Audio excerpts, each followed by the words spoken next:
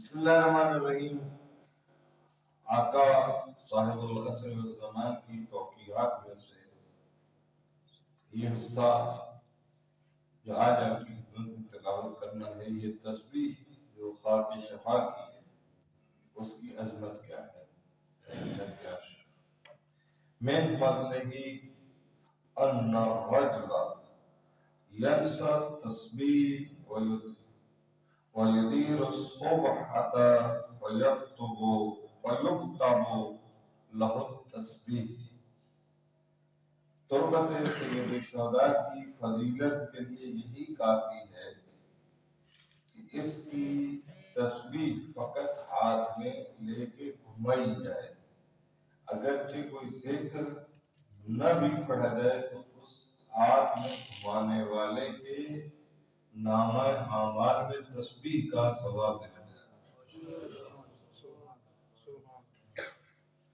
بہت قیمتی جملہ ہے، خاص شفا کی تسبیح۔ یہاں ایک دو وہ لکڑی کے صحیح جگہ پڑے تو دوستوں کی خواہش ہوتی ہے وہی اٹھا کے لاتے۔ میں کئی دفعہ کہتا ہوں کہ جب خاک شفا پڑی ہے تو خاک شفا پہ سجدہ کریں، اس لیے کہ خاک شفا کا سجدہ عام چیزوں کے نسبت سے فضیلت رکھتا ہے۔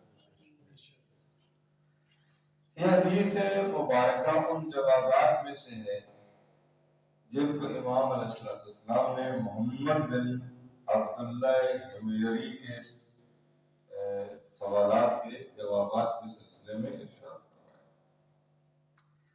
موصوف نے یعنی عبداللہ ابن حمیری نے، محمد بن عبداللہ حمیری نے آقا سے سوال کیا امام حسین علیہ السلام کی قبر کی مٹی سے تسبیح بنانا جائز ہے؟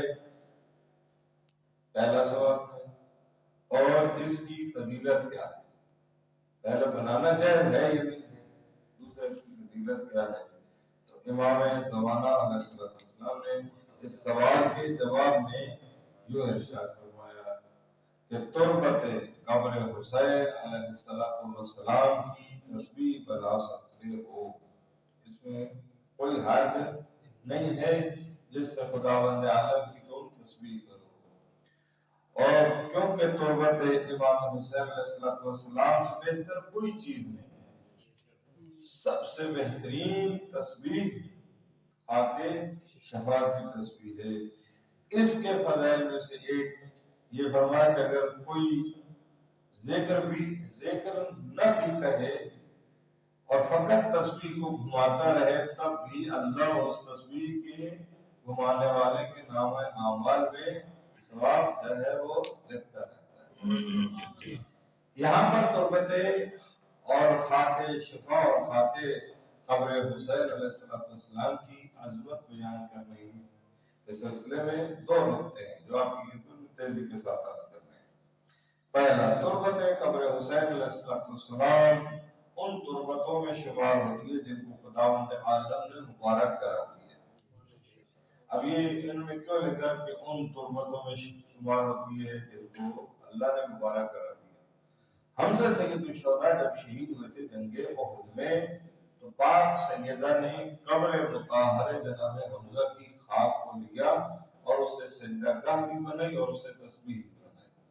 تو سیدہ نے حمزہ سید الشہداء کی قبر کی مٹی اٹھا کے سجدہ گاہ بنا کے اور تسبیح پڑھ کے بتایا کہ جناب حمزہ سید الشہداء کی قبر بھی مبارک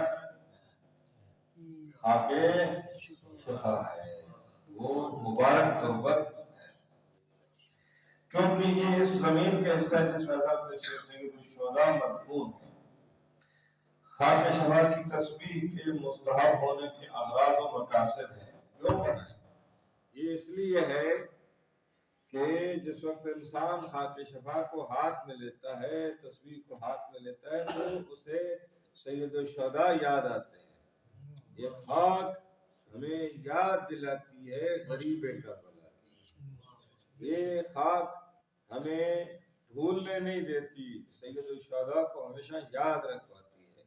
لہذا خاک شفا کو اپنی تسبیح آپ نے بنانی ہے، پڑھنی ہے تو خاک شفا کی تسبیح لیں تاکہ اس پہ پڑھیں، تاکہ اللہ زیادہ سے زیادہ اجر و ثواب آپ کے نامہ اعمال میں منتقل فرمائے۔ دوسرا،